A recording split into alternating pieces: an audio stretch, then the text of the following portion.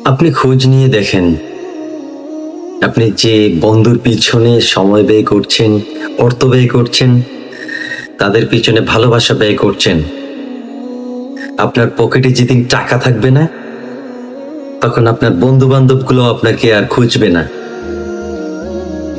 আপনার বন্ধু বান্ধবরাও আপনাকে ভুলে যাবে।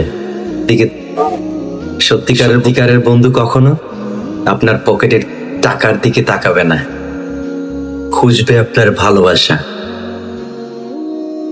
স্বার্থপর বন্ধু যারা, ওরা সব সময় আপনার পকেটের দিকে তাকাবে। যতদিন আপনার টাকা আছে, ততদিন আপনার পাশে ওই স্বার্থপর বন্ধুগুলো আছে। যখন টাকা ফুরিয়ে যাবে, তখন আপনার কাছ থেকে অটোমেটিক দূরে চলে যাবে।